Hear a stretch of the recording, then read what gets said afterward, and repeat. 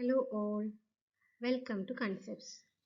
ഇന്ന് നമ്മൾ assistant engineer electronics PWDയുടെ പാർട്ട് 3 വീഡിയോ ആണ് ചെയ്യുന്നത്. ഇതിൽ ഏകദേശം ബാക്കിയുള്ള നമ്മൾ 30 ക്വസ്റ്റ്യൻസ് ഫുൾ കംപ്ലീറ്റ് ചെയ്തു. ഇനി ബാക്കിയുള്ള ക്വസ്റ്റ്യൻസ് ആണ് നോക്കുന്നത്.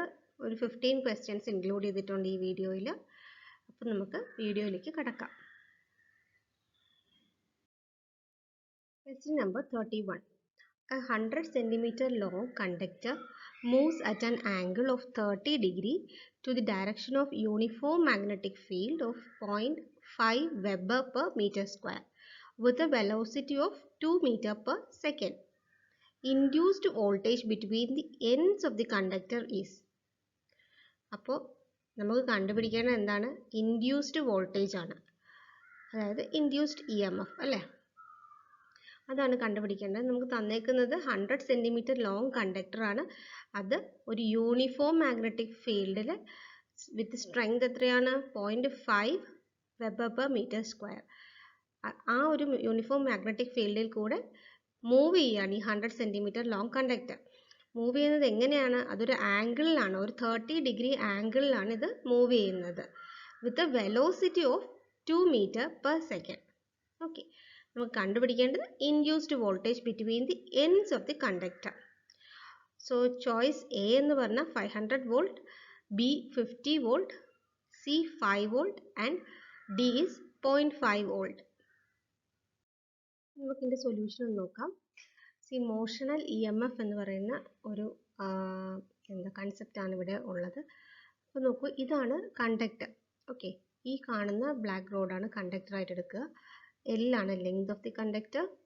ഈ ഒരു ഡയറക്ഷനിലാണ്, ഇൻ ദി ഡയറക്ഷൻ X ഡയറക്ഷനിലേക്കാണ് ഈ കണ്ടക്ടർ മൂവ് ചെയ്യുന്നത് വിത്ത് വെലോസിറ്റി V. വിനെ നമുക്ക് Δx/Δt എന്ന് എടുക്കാം. Δx എന്ന് പറഞ്ഞാൽ ഈ ഒരു സ്മോൾ ഡിസ്റ്റൻസ് ആണ്. ഓക്കെ, ഇനി ഈ ഇൻറ്റു മാർക്ക് ഞാൻ ഇട്ടേക്കുന്നത് മാഗ്നറ്റിക് ഫീൽഡിൻ്റെ ഡയറക്ഷൻ അല്ലെങ്കിൽ ഫ്ലക്സിൻ്റെ ഡയറക്ഷൻ ആണ്. അപ്പോൾ ഇൻറ്റു ദി സ്ക്രീൻ ആണ്. ഇൻറ്റു എന്ന് പറയുമ്പോൾ ഈ ഇൻറ്റു മാർക്ക് വരുമ്പോഴത്തേക്ക് ശരിക്കും എങ്ങനെയാണ് direction of magnetic flux lines എന്ന് പറഞ്ഞാൽ അകത്തേക്കാണ്, സ്ക്രീനിൻ്റെ ഉള്ളിലേക്ക് പോവുകയാണ്. ഓക്കെ, അപ്പോൾ ഇങ്ങനെയാണ് മൂവ് ചെയ്യുന്നത്. പക്ഷെ നമ്മുടെ കേസിൽ എന്ന് പറഞ്ഞാൽ ഈ സ്ട്രെയിറ്റ് ലൈൻ ഇങ്ങനെയല്ല, റോഡ് ഒരു ആംഗിൾ 30 ഡിഗ്രി ഇങ്ങനെ വരും ഏകദേശം, അല്ലേ? ലൈക്ക് ദിസ് ഇങ്ങനെ വരും. ഈ ഒരു ആംഗിളിനാണ് 30 ഡിഗ്രി എന്ന് ക്വസ്റ്റ്യനിൽ പറഞ്ഞേക്കുന്നത്. 30 ഡിഗ്രി ആംഗിളിലാണ് ഈ റോഡ് മൂവ് ചെയ്യുന്നത്. ഓക്കെ, ഇനി നമുക്കറിയാം ഒരു റോഡ് മാഗ്നറ്റിക് ഫീൽഡിൽ കൂടെ ഇങ്ങനെ മൂവ് ചെയ്യുമ്പോൾ അവിടെ ഫ്ലക്സ് ചേഞ്ചസ് ഉണ്ടാവും, അല്ലേ? ഫ്ലക്സ് ചേഞ്ചസ് ഉണ്ടാവുന്നത് കാരണം ഒരു EMF ഇൻഡ്യൂസ് ചെയ്യും. അതാണ് നമ്മുടെ Faraday's laws of electromagnetic induction പറയുന്നത്. അപ്പോൾ ആ ഒരു ഇലക്ട്രോമാഗ്നറ്റിക് EMFൻ്റെ ഇലക്ട്രോമാഗ്നറ്റിക് ഫോഴ്സിൻ്റെ എന്താണ് മാഗ്നിറ്റ്യൂഡ് എന്ന് പറഞ്ഞാൽ N ഇൻറ്റു del∅/Δt ആണ്, അല്ലേ? N ഇൻറ്റു d∅/dt നമ്മൾ പഠിച്ചിട്ടുള്ളതാണ്. ഇതിൻ്റെ EMFൻ്റെ ഫോർമുലയാണിത്. ഡയറക്ഷൻ പറയുന്നില്ല, മാഗ്നിറ്റ്യൂഡ് മാത്രമാണ്. ഡയറക്ഷൻ കൂടെ വരുവാണെങ്കിൽ ഇവിടെ ഒരു നെഗറ്റീവ് സൈൻ കൂടെ വരും. അപ്പോൾ ഇവിടെ നമ്മളൊരു റോഡാണ് പറയുന്നത്, അതുകൊണ്ട് തന്നെ N എന്ന് പറയുന്നത് അവിടെ 1 ആയിരിക്കും. കാരണം നമ്പർ ഓഫ് ടേൺസ് ഒന്നുമില്ല. N എന്ന് പറഞ്ഞാൽ നമ്പർ ഓഫ് ടേൺസ് ആണ്. വൈൻഡിങ്സ് ഒക്കെ ആണെങ്കിൽ നമ്പർ ഓഫ് ടേൺസിനാണ് അവിടെ N എന്ന് പറയുക. അപ്പോൾ ഇവിടെ സിംഗിൾ റോഡ് ആയത് കാരണം N = 1 തന്നെയാണ്. അപ്പോൾ EMFൻ്റെ മാഗ്നിറ്റ്യൂഡ് എന്ന് പറയുമ്പോൾ Δ∅/Δt എന്ന് കിട്ടും. ഇനി ഫൈ എന്ന് പറഞ്ഞാൽ നമുക്കറിയാം, ഫ്ലക്സ് എന്ന് പറഞ്ഞാൽ എന്താണ്? BA cos θ ആണ്, അല്ലേ? ഈ ഒരു ബ്ലാക്ക് റോഡിൻ്റെ തീറ്റ എന്ന് പറഞ്ഞാൽ 0 ആണ്.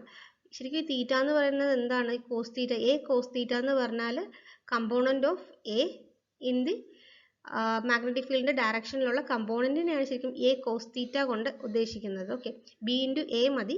പക്ഷേ BA cos θ എന്ന് പറയുമ്പോൾ ഒരു ആംഗിൾ സബ്സ്റ്റൻറ്റ് ചെയ്യുന്നുണ്ടെങ്കിൽ ആണ് ആ ഒരു തീറ്റയ്ക്ക് അവിടെ റിലവൻസ് വരിക. അപ്പോൾ ഇവിടെ ഈ ഒരു ബ്ലാക്ക് റോഡിൻ്റെ കേസിൽ തീറ്റ എന്ന് പറഞ്ഞാൽ 0 ആണ്. പക്ഷെ നമ്മുടെ കേസിൽ എന്താണ്? തീറ്റ ഒരു ആംഗിൾ ഉണ്ടല്ലേ, തീറ്റ = 30 ആണ്. ഓക്കെ, അപ്പോൾ നമ്മൾ ആ തീറ്റയും കൂടെ കൺസിഡർ ചെയ്യണം. cos θ എന്ന് പറഞ്ഞ കമ്പോണും കൂടെ കൺസിഡർ ചെയ്യാം. നെക്സ്റ്റ്, ഇനി Δ∅/Δt കണ്ടുപിടിക്കുകയാണല്ലോ വേണ്ടത്. EMF ആണല്ലോ നമുക്ക് കണ്ടുപിടിക്കേണ്ടത്, അല്ലേ? അപ്പോൾ Δ∅/Δt ചെയ്യുമ്പോൾ എന്താ കിട്ടുക? B ഇൻറ്റു ഏരിയയ്ക്ക് പകരം നമുക്ക് എന്ത് എഴുതാം? X ഇൻറ്റു L എന്ന് എഴുതി കൂടെ? ഇങ്ങനെ പോവാണ്, ഈ ഡയറക്ഷനിൽ ഇങ്ങനെ പോവാണ്. അപ്പോൾ അറ്റ് എ പോയിന്റ് നമുക്ക് X ഇൻറ്റു L എന്ന് ഏരിയയ്ക്ക് വേണമെങ്കിൽ എഴുതാം, അല്ലേ? അപ്പോൾ എക്സ് ഇൻറ്റു എൽ എന്ന് എഴുതാം, പക്ഷേ എന്താ ഒരു തീറ്റ ആംഗിളും കൂടെ സബ്സ്റ്റൻഡ് ചെയ്യുന്നുണ്ടല്ലേ, അപ്പോൾ ആ എൽ കോസ് തീറ്റ എന്നതുകൊണ്ടാണ് നമ്മൾ എഴുതുന്നത്. ഓക്കെ, അപ്പോൾ B into delta by delta T of X into L into cos theta എന്ന് എഴുതുന്നു. Sorry, L into cos theta അല്ല, എൽ ഇൻറ്റു സൈൻ തീറ്റയാണ് വരുന്നത്. എന്തുകൊണ്ടാണ് സൈൻ തീറ്റ വരുന്നത്? നമ്മുടെ കേസിൽ എൽ എന്ന് പറഞ്ഞാൽ ഈ ഒരു ഡിസ്റ്റൻസ് ആണ്, അല്ലെ ഇങ്ങനെ ഒരു ഇൻക്ലൈൻഡ് രീതിയിലാണ് എല്ലിൻ്റെ ഡിസ്റ്റൻസ് വരുന്നത്. പക്ഷെ നമുക്ക് വേണ്ടത് ഏരിയ ആണ്. ഏരിയ എന്ന് പറയുമ്പോഴത്തേക്ക് നമുക്ക് ഒരു സ്ക്വയർ എല്ലിന് നമുക്ക് എങ്ങനെ എഴുതാം? ഇങ്ങനെ വരുമ്പോൾ ഈ ഒരു സ്ട്രെയിറ്റ് ലൈൻ നമുക്ക് എൽ സൈൻ തീറ്റ എന്ന് എഴുതാം അല്ലേ. ഇത് തീറ്റയാണ്, അപ്പോൾ അഡ്ജസൻറ്റ് സൈഡായിട്ട് ഇത് വരുമ്പോൾ ഈ ഒരു ഡിസ്റ്റൻസ് നമ്മൾ എൽ സൈൻ തീറ്റ എന്നാണ് വരിക. അപ്പോൾ നമുക്കത് ഡിഫറൻഷ്യേറ്റ് ചെയ്യുമ്പോൾ B into L into delta X by delta T into sine theta എന്ന് വരും. അപ്പോൾ delta X by delta T എന്ന് പറയുന്നത് എന്താണ്? വെലോസിറ്റി ആണല്ലേ. ഡെൽറ്റ എക്സ് ബൈ ഡെൽറ്റ ടിന് നമുക്ക് വെലോസിറ്റി എന്ന് എഴുതാം.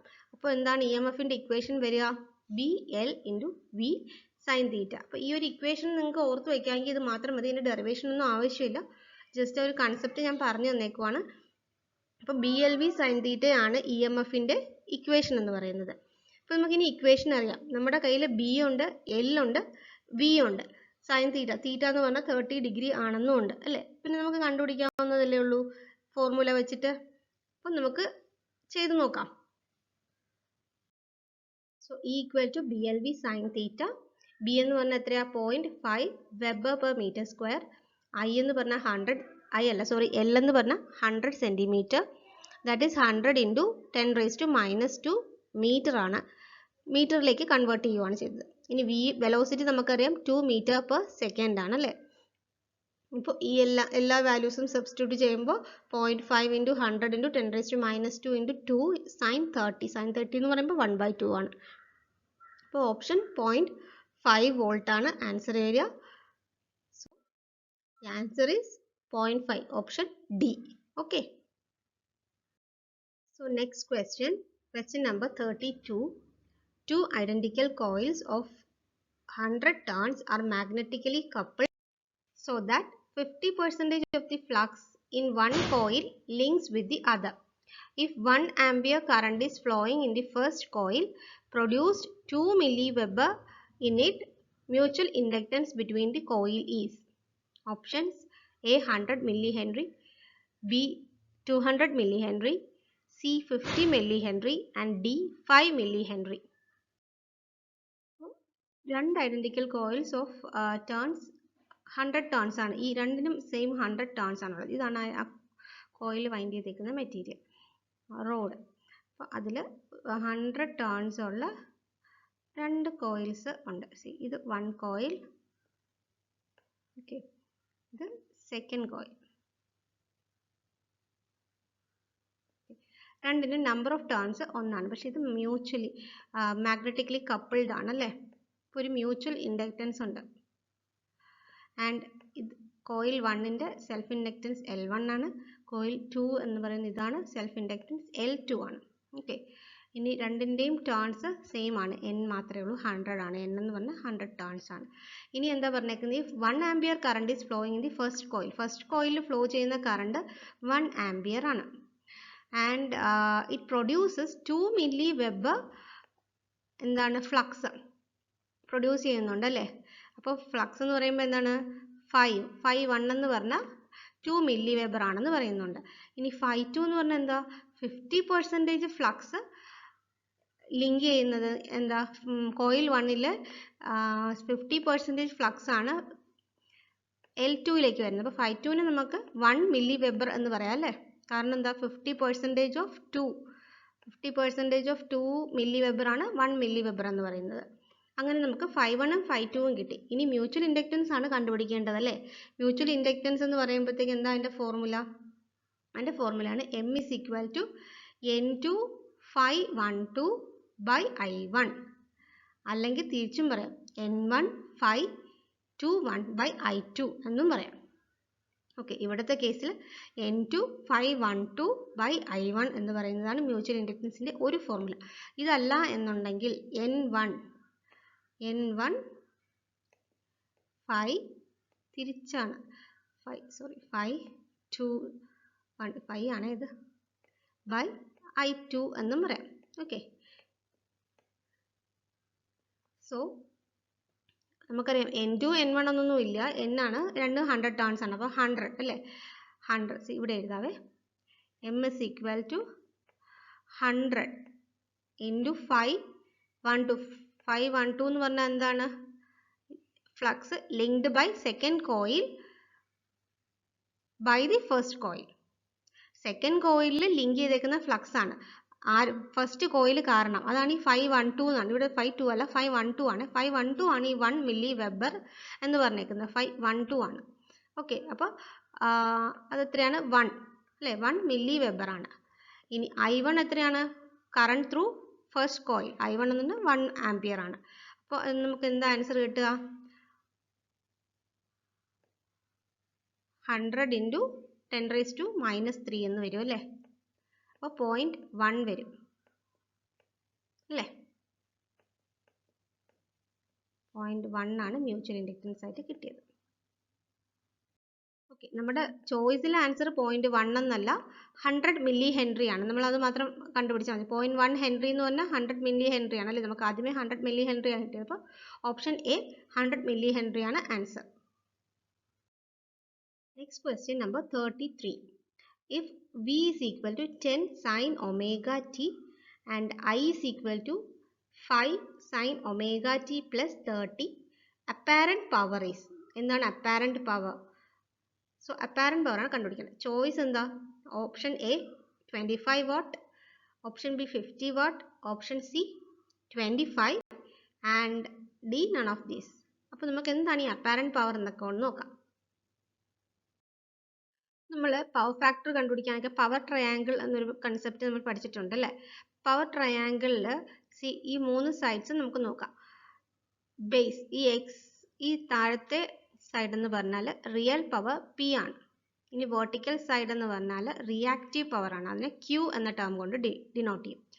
നെക്സ്റ്റ് ഹൈപ്പോട്ടന്യൂസ് എന്താണ്? ഹൈപ്പോട്ടന്യൂസ് ആണ് നമ്മുടെ അപ്പാരന്റ് പവർ. അതിന് S എന്ന് പറഞ്ഞ ലെറ്റർ കൊണ്ടാണ് ഡിനോട്ട് ചെയ്യുന്നത്. Okay, S is equal to VRMS by IRMS.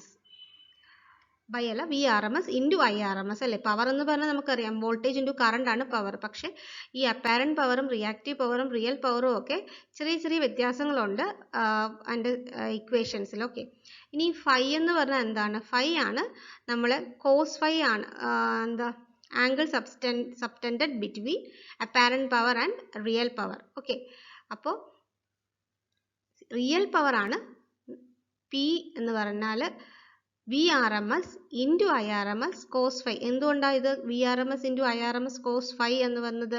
കാരണം നമുക്കറിയാം അപ്പാരന്റ് പവറിനെയാണ് നമ്മൾ VRMS ഇൻറ്റു IRMS എന്ന് എടുത്തേക്കുന്നത് അല്ലേ. അപ്പോൾ റിയൽ പവർ എന്ന് പറഞ്ഞാൽ എന്തായിരിക്കും? അതിൻ്റെ അഡ്ജസൻറ്റ് സൈഡല്ലേ വരിക. കോസ് ഫൈ ആണ് ആംഗിൾ സബ്റ്റൻഡ് ചെയ്തേക്കുന്നത്. അങ്ങനെയാണെങ്കിൽ കോസ് ഫൈ ആണ് അഡ്ജസൻറ്റ് സൈഡ് ബൈ ഹൈപ്പോട്ടന്യൂസ് അല്ലേ. അപ്പോൾ നമുക്ക് അഡ്ജസൻറ്റ് സൈഡ് ആണ് വേണ്ടത്. അപ്പോൾ P is equal to VRMS into IRMS cos phi എന്ന് വരും. ഇനി ഇതെന്ന് പറഞ്ഞാൽ എന്താണ്? റിയാക്റ്റീവ് പവർ എന്ന് പറഞ്ഞാൽ എന്താ വരിക? VRMS into IRMS sine phi എന്ന് വരും. അപ്പോൾ 3 ടേംസ് മറക്കാതെ ഓർത്ത് വെച്ചേക്കുക. അപ്പാരന്റ് പവർ എന്ന് പറഞ്ഞാൽ ജസ്റ്റ് VRMS ഇൻറ്റു IRMS എന്ന് ഉള്ള ടേമാണ്. ആൻഡ് റിയാക്റ്റീവ് പവറിനെ നമ്മൾ Q കൊണ്ട് ഡിനോട്ട് ചെയ്യുന്നു. അതെന്ന് പറഞ്ഞാൽ VRMS into IRMS sine phi ആണ്. ഇനി റിയൽ പവർ എന്ന് പറഞ്ഞാൽ VRMS into IRMS cos phi ആണ്. ഇവിടെ കോസ് ഫൈ എന്ന് പറയുന്ന ടേം ആണ് നമ്മുടെ power factor. Okay, cos phi എന്ന് പറയുന്നതാണ് power factor. Power factor cos phi എന്ന് പറഞ്ഞ ആംഗിൾ തന്നിട്ടുണ്ടെങ്കിൽ കോസ് ഫൈ വെച്ചിട്ട് ചെയ്യാം. ഇനി അല്ല, അങ്ങനെയല്ല, അപ്പാരന്റ് പവറും നമ്മുടെ റിയൽ പവറും തന്നിട്ടുണ്ടെങ്കിലും പവർ ഫാക്ടർ കണ്ടുപിടിക്കാം. എങ്ങനെയാണ്? P/S. P എന്ന് പറഞ്ഞാൽ റിയൽ പവർ ആൻഡ് S എന്ന് പറഞ്ഞാൽ അപ്പാരന്റ് പവർ. ഇനി നമ്മുടെ ക്വസ്റ്റ്യനിലേക്ക് വരാം. നമ്മുടെ ക്വസ്റ്റ്യൻ തന്നിട്ടുള്ളത് V is equal to 10 sin omega t എന്ന് തന്നിട്ടുണ്ട് അല്ലേ. V എന്ന് പറഞ്ഞാൽ വോൾട്ടേജ്, I എന്ന് പറഞ്ഞാൽ എന്താണ്? 5 sin omega t plus 30 എന്ന് തന്നിട്ടുണ്ട്. അപ്പോൾ നമുക്ക് വേണ്ടത് അപ്പാരന്റ് പവർ ആണ്. അപ്പാരന്റ് പവർ എന്ന് പറയുമ്പോൾ VRMS ഇൻറ്റു IRMS അല്ലേ. പക്ഷേ ഇവിടെ നമ്മുടെ ഈ 10 ആണോ VRMS? അല്ല, 10 എന്ന് പറഞ്ഞാൽ V മാക്സിമം ആണ്. നമുക്കറിയാം ഈ സൈൻ ഒമേഗ ടി വരുന്ന ഇക്വേഷൻ എങ്ങനെയാണ് വരിക? V is equal to VM sin omega t എന്നാണ് വരിക. അല്ലേ? അപ്പോൾ 10 എന്ന് പറഞ്ഞാൽ വി എം ആണ്. And I is equal to I M sine omega T എന്നാ വരിക. അപ്പോൾ ഐ എം ആണ് 5. ഐ എമ്മും വി എമ്മും എന്ന് പറഞ്ഞാൽ മാക്സിമം വാല്യൂ ആണ്. നമുക്ക് വേണ്ടത് എന്താണ്? ആർ എം എസ് വാല്യൂ ആണ്. അപ്പോൾ മാക്സിമം വാല്യൂ തന്നിട്ടുണ്ടെങ്കിൽ ആർ എം എസ് വാല്യൂ കണ്ടുപിടിക്കാൻ നമുക്കറിയാം. എന്ത് ചെയ്യണം? ബൈ √2 ചെയ്യണം. മാക്സിമം വി എം ബൈ √2 ആണ് വി ആർ എം എസ്. അതുപോലെ തന്നെ ഐ എം ബൈ √2 ആണ് ഐ ആർ എം എസ്. അങ്ങനെ നമ്മൾ വി ആർ എം എസും ഐ ആർ എം എസും നമുക്ക് കിട്ടിക്കഴിഞ്ഞു. 10 ബൈ √2 5 ബൈ √2. പിന്നെ അപ്പാരന്റ് പവർ കണ്ടുപിടിക്കാമല്ലോ. V R M S into I R M S, അതായത് 10 ബൈ √2 ഇൻറ്റു 5 ബൈ √2. അപ്പോൾ 10 ഇൻറ്റു 5 ബൈ 2, അതായത് 50 ബൈ 2 25 വാട്ട് ആണ് നമ്മുടെ അപ്പാരന്റ് പവർ എന്ന് പറയുന്നത്. Okay, so the right answer is choice A, 25 watt ആണ്. So the next question is question number 34. Rotating magnetic field of a 4-pole 50 Hz machine in RPM is. So RPM എന്ന് പറഞ്ഞാൽ എന്താണ്? Rotations per minute ആണ് അല്ലേ? Choice പറഞ്ഞേക്കുന്നത് option A 750, option B 200, option C 125 and option D 1500. Rotating magnetic ഫീൽഡിൻ്റെ R P M എന്ന് പറയുന്നതിന് ഒരു ഇക്വേഷൻ ഉണ്ട്. ആ ഇക്വേഷൻ അറിയാമെങ്കിൽ ഈ ഒരു ക്വസ്റ്റ്യൻ നമുക്ക് സിമ്പിളായിട്ട് സോൾവ് ചെയ്യാം. സോ അതിൻ്റെ ഇക്വേഷനാണ് ഞാനിവിടെ കൊടുത്തേക്കുന്നത്. N S is equal to 120 F by P. ഇതിൽ എഫ് എന്ന് പറഞ്ഞാൽ എന്താണ്? നമ്മുടെ തന്നേക്കുന്ന ഫ്രീക്വൻസി, അതായത് സപ്ലൈ ഫ്രീക്വൻസി. ആൻഡ് പി എന്ന് പറഞ്ഞാൽ നമ്പർ ഓഫ് പോൾസ് ആണ്. ഓക്കെ, സോ ആ പി എന്ന് പറഞ്ഞാൽ നമുക്ക് 4 എന്ന് തന്നിട്ടുണ്ട്. അപ്പോൾ ഇത് രണ്ടും നമുക്കറിയാം, ഫ്രീക്വൻസി അറിയാം, പോളും അറിയാം. അങ്ങനെയാണെങ്കിൽ നമുക്ക് ഡയറക്റ്റ് സബ്സ്റ്റിറ്റ്യൂട്ട് ചെയ്താൽ പോരെ. അപ്പോൾ എൻ എസ് എന്ന് പറഞ്ഞാൽ എന്താണ്? R P M. N S is equal to 120 into that is 120 into frequency നമുക്ക് തന്നിട്ടുണ്ട് 50. So 50 divided by number of poles അറിയാം 4. അപ്പോൾ 120 ഡിവൈഡ് ബൈ 4 എന്ന് പറയുമ്പോൾ 30 കിട്ടും. ആൻഡ് 30 ഇൻറ്റു 50 എന്ന് പറയുമ്പോൾ 1500 കിട്ടും. 500. ഓക്കെ, അപ്പോൾ ആർ പി എം എന്ന് പറഞ്ഞാൽ 1500 ആണ്. Okay, so the right option is option D, 1500. Next is question number 35. A capacitor is used in single phase induction motor for. അപ്പോൾ ഓപ്ഷൻസ് നോക്കാം. Increasing torque, decreasing torque, starting torque and safety reasons. So നമുക്കൊരു induction motor എന്ന് പറഞ്ഞാൽ എന്താ അതിൻ്റെ ഒരു problem എന്ന് പറഞ്ഞാൽ സിംഗിൾ ഫേസ് ഇൻഡക്ഷൻ മോട്ടോറിന് ഒരിക്കലും ഒരു റൊട്ടേറ്റിംഗ് ടോർക്ക് പ്രൊഡ്യൂസ് ചെയ്യാൻ പറ്റില്ല. അപ്പോൾ നമുക്ക് റൊട്ടേറ്റിംഗ് ടോർക്ക്, ഇത് സ്റ്റാർട്ടിംഗ് ടോർക്ക് കിട്ടണമെങ്കിൽ നമ്മൾ അവിടെ ഒരു കപ്പാസിറ്റർ യൂസ് ചെയ്യും. അപ്പോൾ ഈ കപ്പാസിറ്റർ കാരണമാണ് ഈ ഇൻഡക്ഷൻ മോട്ടോർ സ്റ്റാർട്ട് ചെയ്യുന്നത്. ആ സ്റ്റാർട്ടിംഗ് ടോർക്ക് പ്രൊവൈഡ് ചെയ്യാൻ വേണ്ടിയിട്ടാണ് കപ്പാസിറ്റർ യൂസ് ചെയ്യുന്നത്. Okay, so the right option is option C, the starting torque. Next is question number 36. Advantage of synchronous motor is. Option A constant torque, option B constant speed, option C self-starting and option D constant power factor. So there are several advantages for the synchronous motors. അതൊക്കെ ഞാനിവിടെ list ചെയ്തിട്ടുണ്ട്. അപ്പോൾ അതൊക്കെ നിങ്ങളൊന്ന് ഓർത്തിരിക്കാം. First one is the ability to control the power factor. Very important ആണ്. Synchronous മോട്ടോറിന് power factor adjust ചെയ്യാനുള്ള എബിലിറ്റി ഉണ്ട്. Okay, an overexcited synchronous motor has leading power factor and is operated in parallel to induction motors, thereby improving the system power factor. Okay, അപ്പോൾ ability to control power factor ഒരു important ഫാക്ടറാണ്. And second advantage എന്ന് പറഞ്ഞാൽ speed remains constant irrespective of the loads in synchronous motor.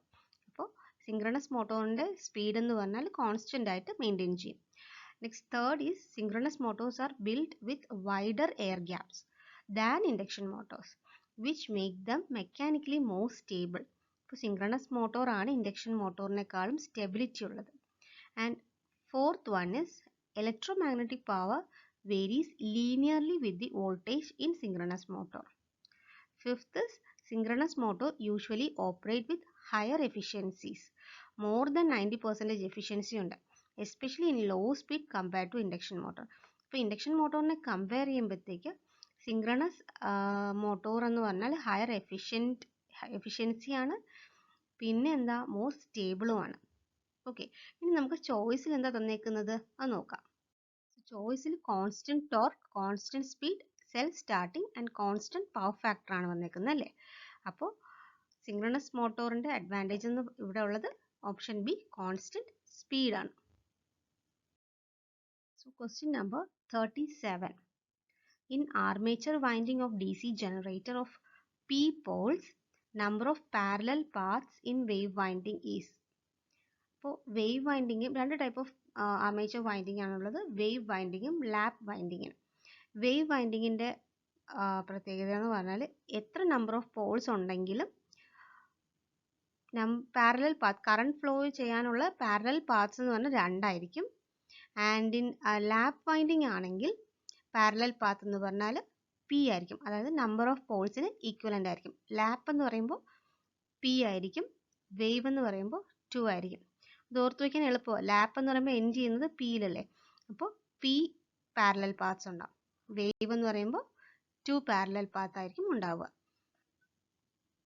So the right option is option D, 2. Next is question number 38. DC series motor has the advantage of option A constant speed, option B good starting torque, option C constant torque and option D low maintenance. So DC series motorന്റെ advantage എന്ന് പറഞ്ഞാൽ torque directly proportional to current square ആണ്. അപ്പോൾ അതുകൊണ്ട് തന്നെ high starting torque ആയിരിക്കും DC series മോട്ടോറിന് ഉണ്ടാവുക. അപ്പോൾ അഡ്വാൻറ്റേജ് എന്താണ്? High starting torque. So the right option is option B, good starting torque. Next is question number 39. For DC shunt motor of armature current IA, torque is proportional to. നേരത്തെ ക്വസ്റ്റ്യനിൽ നമ്മൾ DC series motor കണ്ടു. DC series മോട്ടോറിൽ എങ്ങനെയായിരുന്നു? Torque is directly proportional to current square ആണ് അല്ലേ. എന്നാൽ DC shunt മോട്ടോറിൻ്റെ കേസാണ് ഇപ്പോൾ ചോദിച്ചേക്കുന്നത്. അപ്പോൾ ഒരു എക്സാമിന് തന്നെ അടുപ്പിച്ചടുപ്പിച്ച് നമുക്ക് ഒരേ പോർഷനിൽ നിന്നുള്ള ക്വസ്റ്റ്യൻസ് ചോദിക്കുന്നുണ്ട് കണ്ടോ. അപ്പോൾ ഓപ്ഷൻസ് നോക്കാം.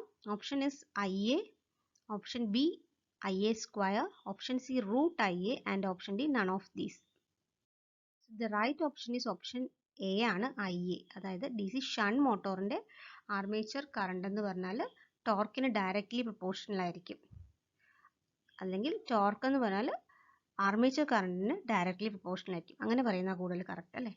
അപ്പോൾ ടോർക്ക് എന്ന് പറഞ്ഞാൽ DC ഷണ്ട് മോട്ടോറിൻ്റെ കേസിൽ directly proportional to IA and DC series മോട്ടോറിൻ്റെ കേസിൽ directly proportional to IA square.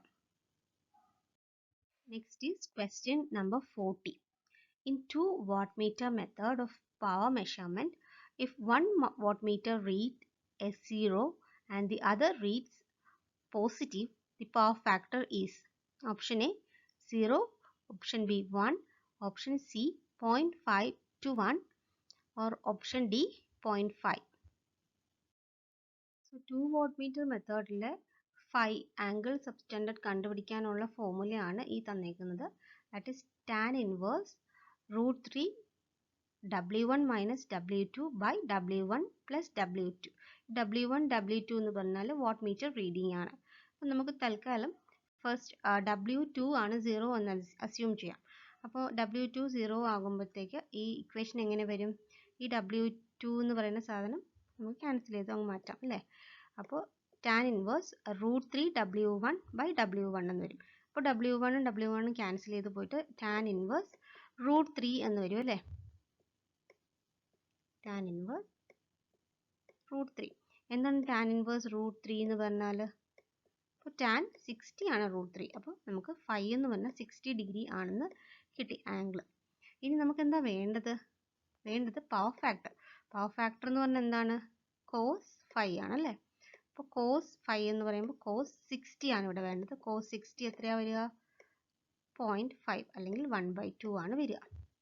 ഇത് നമ്മൾ W2 സീറോ ആയിട്ട് കൺസിഡർ ചെയ്തത് കൊണ്ടാണ്. ഇനി നേരെ മറിച്ച് W1 ആണ് സീറോ ആയിട്ട് കൺസിഡർ ചെയ്തേക്കുന്നതെങ്കിലോ, അങ്ങനെയാണെങ്കിൽ ടാൻ ഇൻവേഴ്സ് ഫൈ എന്ത് വരും? ടാൻ ഇൻവേഴ്സ് -√3 എന്ന് വരും അല്ലേ. അപ്പോൾ ടാൻ ഒരു ഓഡ് ഫംഗ്ഷൻ ആയതുകൊണ്ട് തന്നെ ടാൻ ഇൻവേഴ്സ് -√3 എന്ന് പറയുന്നത് എന്താ വരിക? -60 വരും. അപ്പോൾ -60. സോ കോസ് -60 വരും അല്ലേ. കോസ് -60 എന്ന് പറയുമ്പോൾ കോസ് എന്താണ്? ഈവൻ ആണോ ഓഡ് ആണോ? കോസ് എന്ന് പറഞ്ഞാൽ കോസ് -60 എന്ന് പറഞ്ഞാൽ കോസ് 60 തന്നെയാണ്. സോ നമുക്ക് ആൻസർ വീണ്ടും 0.5 തന്നെ വരും. സോ ഏത് കേസ് എടുത്താലും നമ്മുടെ ആൻസർ 0.5 ആയിരിക്കും. സോ ഇത് കോസ് ഒരു കോസ് ഒരു ഈവൻ ഫംഗ്ഷൻ ആയതുകൊണ്ടാണ്. അപ്പോൾ നമ്മുടെ റൈറ്റ് ആൻസർ എന്ന് പറയുന്നത് 0.5, ഓപ്ഷൻ ഡി ആണ്. So question number 41. An RL series circuit in which output voltage is taken across L is A. Option A high pass filter, option B low pass filter, option C band pass filter and option D band stop filter. നമുക്ക് ആദ്യം ഈ circuit ഒന്ന് വരച്ചു നോക്കാം. So ഒരു R പിന്നെ ഒരു L ഉണ്ടല്ലേ, inductor. And this is R, this is L.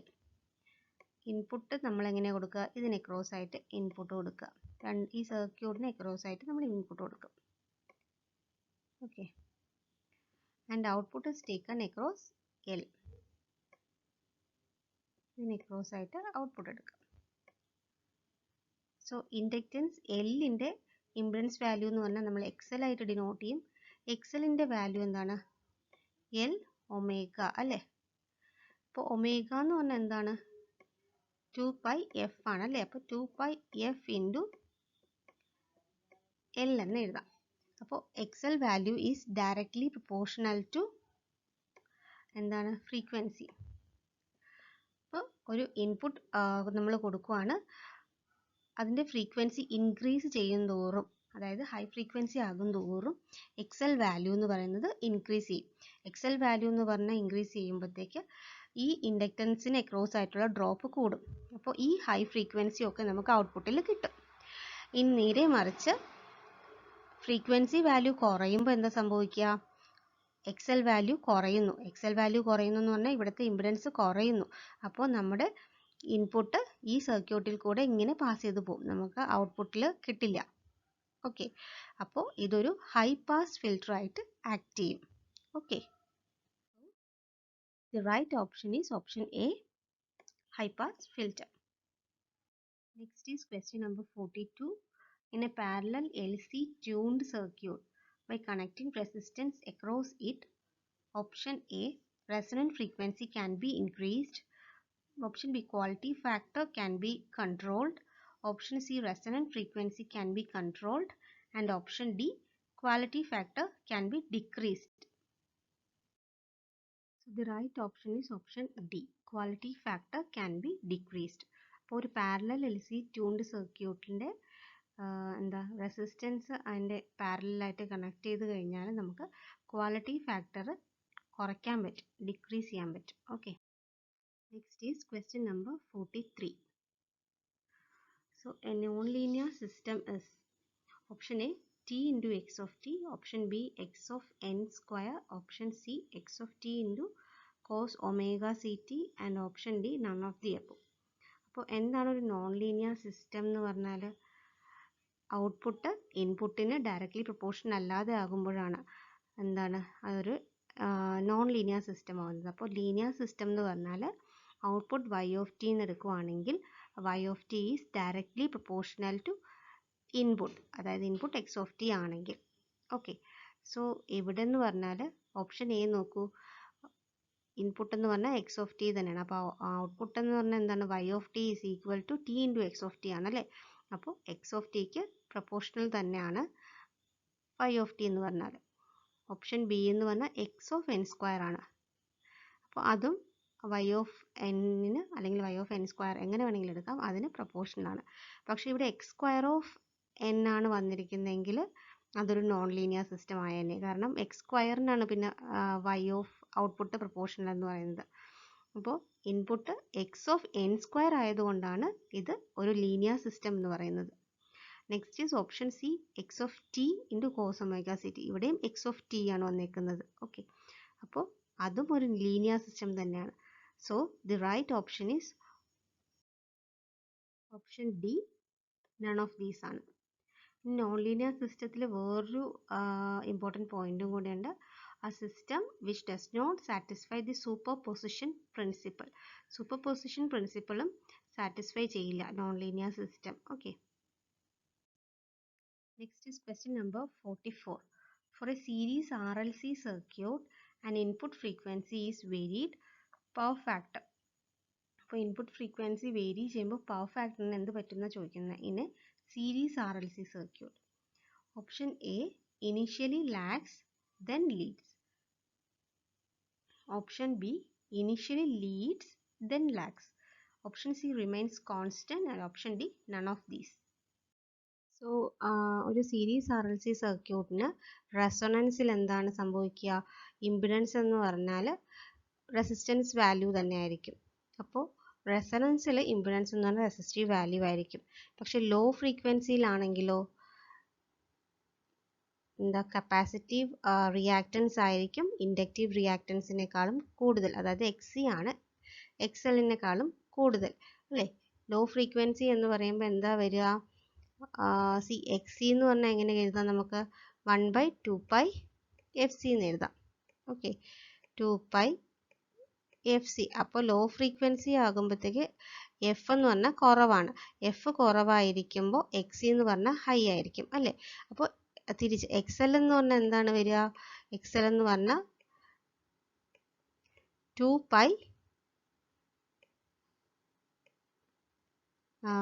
F into L ആണ്. അപ്പോൾ ഇവിടെ ഫ്രീക്വൻസി എക്സ് എൽ എന്ന് വെച്ചാൽ ഡയറക്ട്ലി പ്രൊപ്പോർഷണൽ ടു ഫ്രീക്വൻസി ആണ്. അപ്പോൾ ലോ ഫ്രീക്വൻസി ആകുമ്പോൾ എക്സ് എൽ കുറവായിരിക്കും, എക്സ് സി കൂടുതലായിരിക്കും. അതാണ് ഇവിടെ പറഞ്ഞിരിക്കുന്നത്. At low frequency series circuit is capacitive. That is XC is greater than XL. This gives the circuit a leading power factor. എപ്പോഴും capacitive reactance കൂടുമ്പോൾ അവിടെ പവർ ഫാക്ടർ കൂടുകയാണ് ചെയ്യുന്നത്. ഓക്കെ, ഇനി ഹൈ ഫ്രീക്വൻസി ആകുമ്പോഴോ നേരെ ഓപ്പോസിറ്റ് വരും അല്ലേ. എക്സൽ എന്ന് പറയുന്നത് ഹൈ ആയിരിക്കും ഹൈ ഫ്രീക്വൻസിയിൽ, and X C is low. അപ്പോൾ X L is greater than X C. അപ്പോൾ അവിടെ ഒരു ഇൻഡക്റ്റീവ് സർക്യൂട്ടാണ് കിട്ടുക. ഇൻഡക്റ്റീവ് സർക്യൂട്ട് എന്ന് പറയുമ്പോൾ ലാഗിങ് പവർ ഫാക്ടറാണ് വരിക. ഇപ്പോൾ ഇൻഡക്റ്റീവ് സർക്യൂട്ട് ആണെങ്കിൽ ലാഗിങ് ആയിരിക്കും, കപ്പാസിറ്റീവ് സർക്യൂട്ട് ആണെങ്കിൽ ലീഡിങ് ആയിരിക്കും. ഓക്കെ, അപ്പോൾ the right option B, initially leads and then lags. So next question is question number 45. Fourier series analysis of a periodic rectangular waveform shows that it has option A, all harmonic components and fundamental. Option B, all even harmonic and fundamental. Option C, all odd harmonic and fundamental except fundamentals. And option D, all odd harmonics and fundamental. ഇപ്പോൾ നമുക്ക് Fourier series equation എന്താണെന്ന് നോക്കാം. So the right option is option D, all odd harmonics and fundamental. അപ്പോൾ നമ്മൾ ഇന്നത്തെ വീഡിയോയിൽ എന്താണ് ഏകദേശം 15 ക്വസ്റ്റ്യൻസ് നോക്കിയിട്ടുണ്ട്. അതായത് ക്വസ്റ്റ്യൻ നമ്പർ പറയുവാണെങ്കിൽ 45 വരെ. അപ്പോൾ 1 to 45 3 വീഡിയോസായിട്ട് ക്വസ്റ്റ്യൻ നമ്പർ 1 തൊട്ട് 45 വരെയുള്ള ക്വസ്റ്റ്യൻസ് നമ്മൾ കംപ്ലീറ്റ് ആയിട്ട് നോക്കിയിട്ടുണ്ട്. ഇതിലെന്തെങ്കിലും ഡൗട്ട് ഉണ്ടെങ്കിൽ നിങ്ങൾ കമൻറ്റ് ചെയ്യാം. അതുപോലെ തന്നെ സബ്സ്ക്രൈബ് ചെയ്യാതെ കാണുന്നവരാണെങ്കിൽ സബ്സ്ക്രൈബും ചെയ്യുക. പിന്നെ വീഡിയോ ഇഷ്ടപ്പെടുവാണെങ്കിൽ ലൈക്ക് ചെയ്യുക, ഷെയർ ചെയ്യുക. അപ്പോൾ താങ്ക് യു ഓൾ.